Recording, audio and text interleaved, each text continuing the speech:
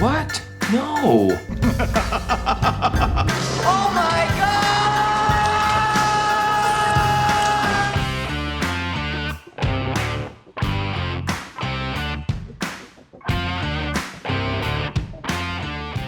Hey, movie fans, and welcome back.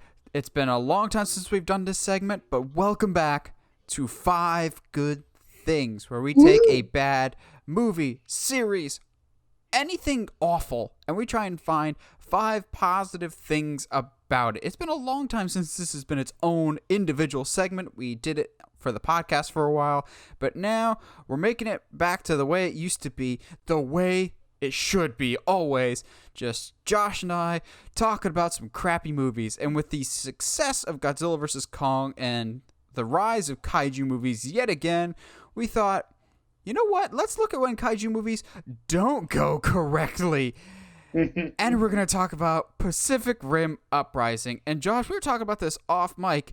This movie's so frustrating because it's easy to bag on bad movies, and it's easy to celebrate good movies. There's nothing worse to me than a middle-of-the-road bad movie, and that's exactly what this is. It's bad, don't get me wrong, but it's like forgettable bad, which is just the worst. Yeah, I think my gauge was I watched it with my dad, and even he was like, "So what do we think?" It's so mediocre, and I feel like there's a lot of really, really cool stuff, but none of it works well together. I don't know. It's so weird. It's such a weird movie. The biggest thing for me with Pacific Rim Uprising, which is a sequel to, I believe it was 2012's or 2013's Pacific Rim, this feels like a completely separate franchise at this point. This movie feels like what most people thought the first movie was going to be, which is a discount Power Rangers just action movie, which is kind of what the first Pacific Rim was, but the spectacle aspect of the first one was there. The characters are nothing special even in the first one, but it's going to sound weird, but the first one is at least realistic in its physics and everything else. Like, big things move slow. This just throws physics out the window, and also, like, it doesn't feel at all connected to the first one. Like, if you cared or loved any characters from the original, they're either not in this movie, dead, or turned into the villain, which we'll get into. But also, just like the rules that are set up in the first movie are completely thrown out the window for this one. It was believable that like the nations had to come together to build these gigantic things to fight off the aliens in the first one. This one, apparently, just any kid in their backyard can build a Jaeger now, which I'm just going, that doesn't sound quite right. I remember back when it used to take hundreds of people to make this thing, which kind of makes a lot of sense, as opposed to one scrappy underdog kid that's not even the main character of this, just builds her own version of Bumblebee almost. It was just bizarre. But rest assured, we did find 5 good things about this, but like we said, middle of the road bad is so much worse to us than like awful bad. Like, we remember Catwoman, we remember Outcast. I'm not gonna remember this movie come next week. Nah, not at all. There's a lot of like, and it's so unfortunate because there's so much really cool. Like, okay, and we'll get into our 5 good things here in a moment, but like, God, like it was so hard to watch a movie that had obviously some really cool potential, but like decided to go. Sorry, you know what? No, couldn't decide whether to go Mighty Morphin Power Rangers or just go full blown Gundam, and it couldn't do it. It was rough. It should have learned from the movie that we talk about all the time, 2017's Power Rangers. It should have taken lessons from that. Also, this movie took way too long to come out. So let's just dive right into this off the bat, shall we? At least for me, my number 5 of our 5 good things here is, and it's probably a bit of a stretch, but I love the music from the original Pacific Rim so much. I think that people sleep on that. Dun dun dun dun dun dun dun dun dun dun dun dun. So when they're like, okay, we're having our quote unquote our movie montage here, they bring that back, and I was just like, yes. Oh, it's like it's like revisiting an old friend of just like, this is the one person or one thing, one entity in this movie that actually seems familiar to the original. And I was like, a familiar voice, so to speak.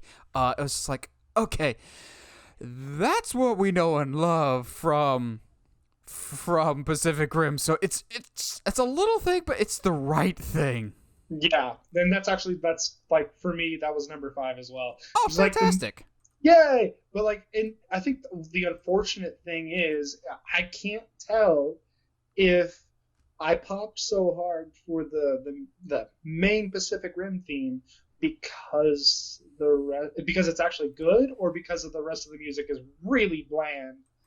Yeah, like I don't remember the rest of the music, and to be fair, it doesn't even exactly copy the music from the original. It adds, just like it's indicative of the rest of the movie, it takes what was in the original and just adds way too much to it. Like they added some extra beats and some extra instruments this time around, and kind of made it a little too much, basically.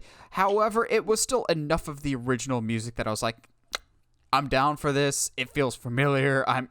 At least this moment, it feels like a Pacific Rim, even if it's just like, hey, 5 of us are going to go build a Jaeger now. I'm going, that's not how this works. That's not how any of this works. That's not how any of this works. I think the funniest part, too, was, in my notes I was like, music's not terrible, ? It does sound like a little, like, Doom, but, like, really lighthearted. Like, there's, like, so many moments on the early tone. I was like, this sounds like Doom's 2016 soundtrack. What is this? This is weird. Which, I mean, if you're getting anywhere close to Doom soundtrack, that'd be cool. I would not mind having some Doom for this, and just go whole hog with that, of just go absolutely nuts with it, of Doom Guy as a Jaeger. Oh, missed opportunity there. I mean, there's a lot of missed opportunities here. So yes. What you got for your number 4, bro? I'm sure he's on your list somewhere, but I was trying to space out my actors. So number 4, I went with Scott Eastwood, who the movie doesn't really know what he is in this. Like, is he adversary of John Boyega? Is he friends with John Boyega? But him and John Boyega, who I'll talk about later, are like the only actors trying in this movie. And I will say, Scott Eastwood is no Charlie Hunnam, and even then, Charlie Hunnam was just kind of whatever. But he was there. This below average movie, average is spectacular, and Scott Eastwood was fine. He was the competent kind. He kind of stands in for the angry boss stereotype, but at the same time, the movie can't decide if he's John Boyega's boss or partner or love interest. Almost, I get that. It's so weird. I get this weird like Finn Poe dynamic out of Scott Eastwood and John Boyega's characters. I'm like, what are we going for here? I don't mind it, but decide what Scott Eastwood is here. That being said, he's still trying his absolute best with the crappy material that he's given. Yeah, I mean, there's only so much he could have done here. Yeah. My number 4 is actually also an actor, but I am not somebody who watches a lot of It's Always Sunny in Philadelphia. Okay. But I always forget how entertaining Charlie Day is. Like, from the get-go.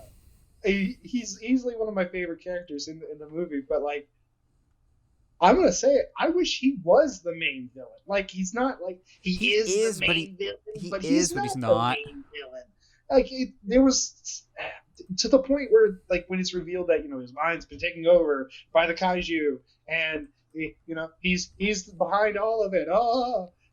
It did come out of nowhere, and I really wish that it didn't, and they had given you hints of it beforehand. And because at the climax of this film, he's really convincing as like an evil dude. It's kind of awesome.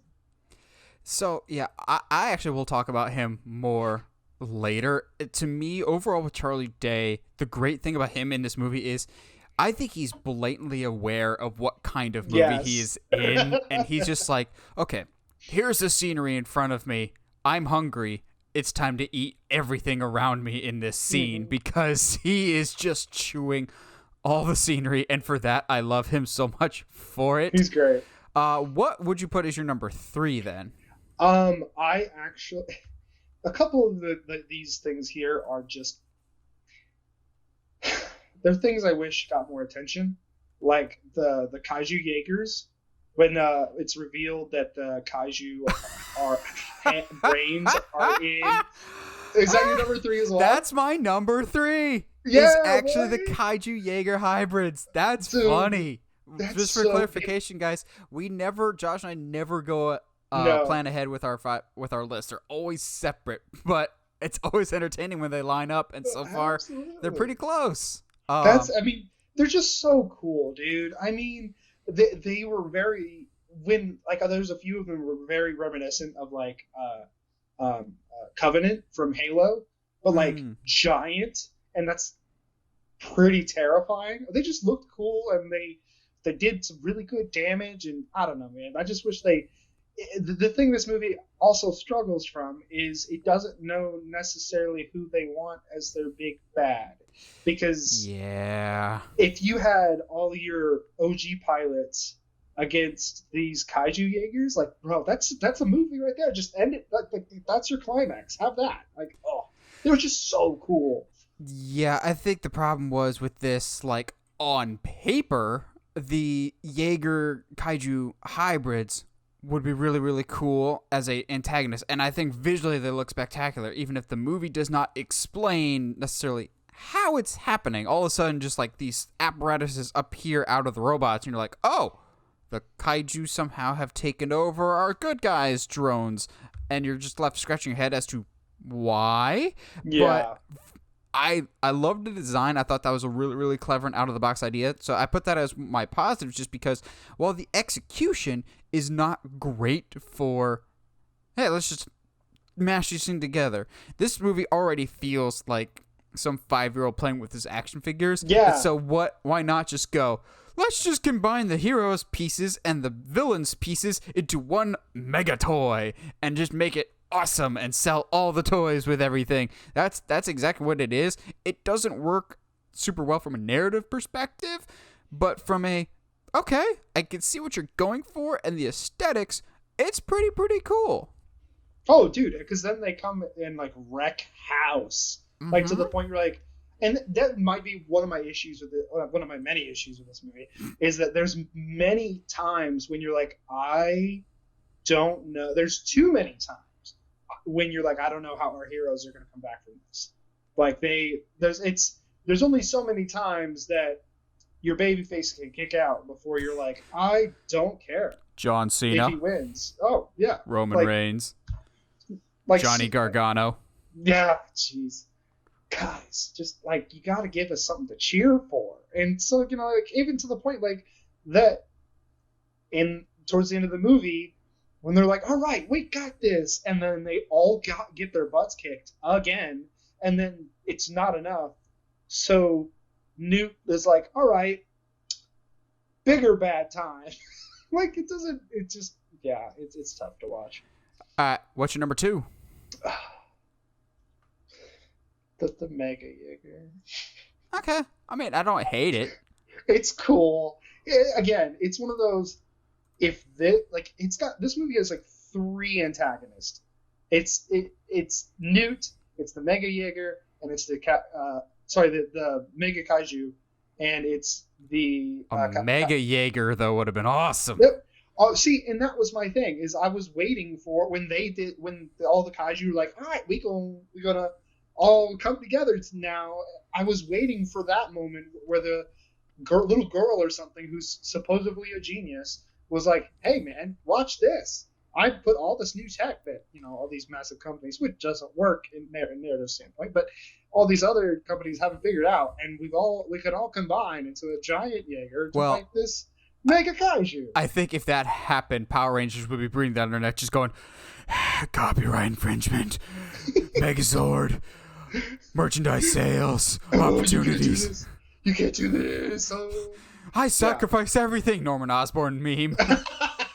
I think that's why we didn't see the Jaegers combined, but yeah.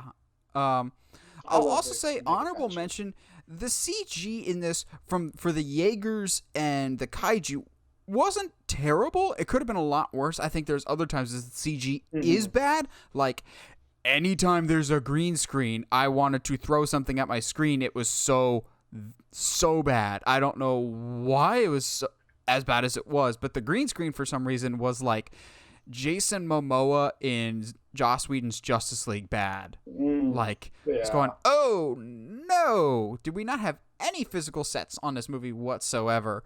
No. My number 2 is where we bring in some more of the actual actors. John Boyega. This man is trying his darndest to make this thing work, and I feel so bad for him. Also, I appreciate that they just let him speak in his normal voice. Like, he's got this very cool and unique accent that makes him stand out as an actor, and I understand we couldn't use that for Star Wars. He was a different type of character, but I appreciate it. He didn't need to have his natural voice, but it was a nice little touch that they let him have it. He's the only one consistently trying, although there's some scenes like when he randomly, like in the middle of the night, makes a bowl of ice cream.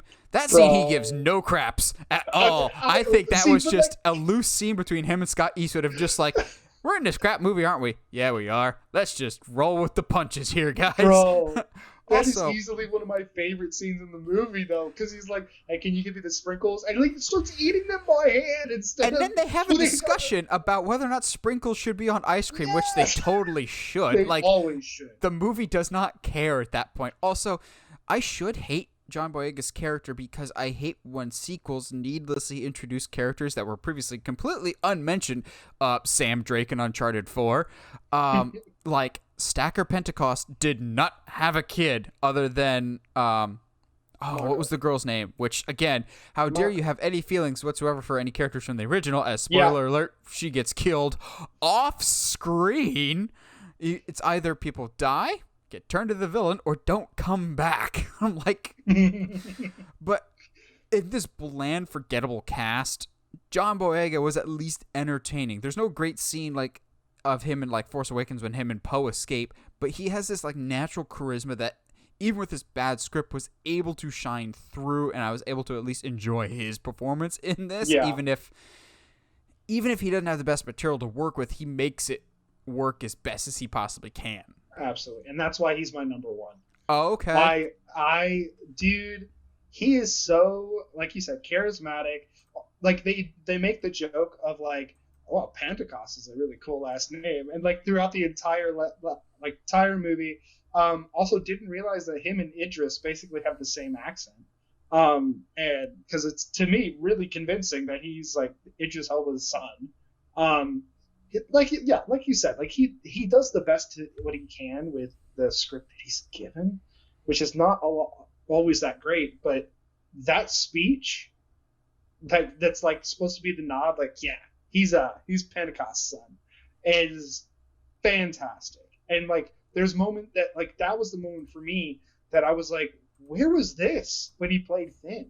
Like, we needed this. Well, both. I mean, I blame both JJ and Ryan for. Yeah, I know. I feel you. But like at the same time, I was like, this is a guy I can get behind. I can get behind it. Like, and to me, John Boyega proved to me, not that he needed to prove anything to me, but he proved to me that he can actually really carry a movie on his shoulders. Yeah, makes me curious to see he's coming back for Attack the Block too. So I'm very curious to see that. Your number 2 was the Mega Jaeger, right?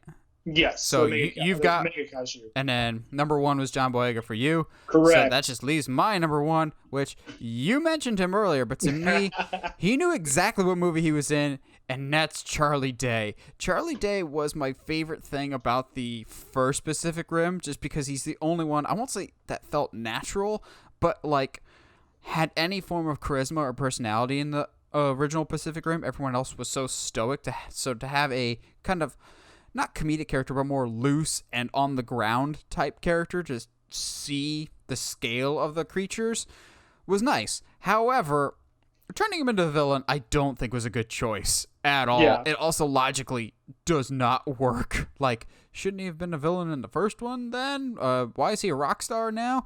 However, Charlie Day, like we said earlier, knows exactly what kind of movie he's in. So I can't tell if he gives 0 craps or 100% craps for this movie, because he's like chewing all the scenery. He's just cheesing it up like nobody's business, but he's having so much fun in the process of it. Oh, absolutely.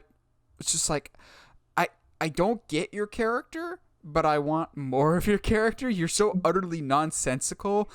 And I don't really buy him as the villain. I knew because of the trailers, because they spoiled it, that he was going to be the villain going into this movie. And I was like, I don't know if I buy it.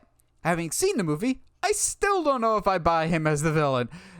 But I like Charlie Day that much, and he's that charismatic and funny. It's kind of like Michael Pena. Even when he's in a bad movie, you can have so much fun with that actor because they're just naturally likable. Or a Paul Rudd. Like, they've been in some not so great movies, but they're always the best thing about it. And Charlie Day, to me, was easily the best thing in this movie. Because, like we said, this movie's not awful. We've definitely covered much worse on this show. Yeah. But it's those forgettable ones that are just the worst, and this is absolutely forgettable. It was really sad. So the funniest thing happened with my viewing. For whatever reason, subtitles were on, which is normally what I normally have, right? Okay. I'm hard of hearing, so it just helps sometimes. But for whatever reason, it didn't. Whenever his boss is talking in Japanese, it never ever put subtitles up for her. So I have no idea what she's saying. You have no idea what she says. Exactly. So all the scenes with Charlie is just him listening to someone speaking Japanese and him going, well, I don't know if that's possible, but okay. So it's like it amplified everything so much more. Oh no. That's kind of really, really wonderful. It was really great. And to me, it became a running gag with myself because then later on, he's like, why can't I speak this language? And you're like, why can't I understand this it? So, as a whole, this is not, we've said it numerous times, but we'll say it again for our wrap up here. This is not the worst movie in the world. It's not the worst sequel, but it feels like it belongs in a completely different franchise. And maybe we would have liked this a lot more had the first one not existed. If this was just called Jaeger Rising or just like some generic giant robot versus giant monster movie, it would have gone in theaters, maybe not done so well in the domestic market, but would have done great internationally. But yeah, this was a bad movie. Very forgettable. I will not be revisiting this. And I can't even say it was like that pretty. Like, at least with the original Pacific Rim, dude, that's a movie made for 4K, like the biggest screen possible, your surround sound. Like, whenever I get a new TV or any form of speaker system, Pacific Rim, the first one is like the first movie I go to. This doesn't even get that right. And I'm just like, come on, guys. Just get the layup right. You don't need to just be bombing half-court shots every single time. What is going on?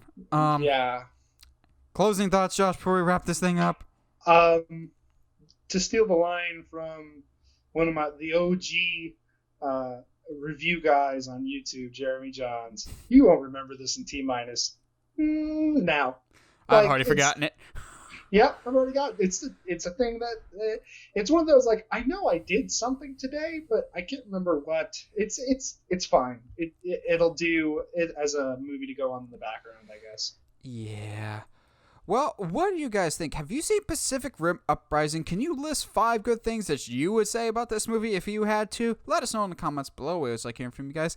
And if you want to suggest future 5 good things for us to cover, let us know in the comments. We always like hearing from you guys. We always like to be punished with horrible, horrible movies, especially if it's Nicolas Cage. If you have Nicolas Cage suggestions, those might go higher up on the priority list. But as always, if you want to hear more, subscribe to us on Uncharted Media, the main YouTube channel, as well as iTunes, Spotify, Google Podcasts for the Uncharted Media podcast. And as always, stay sharp, movie guys and gals.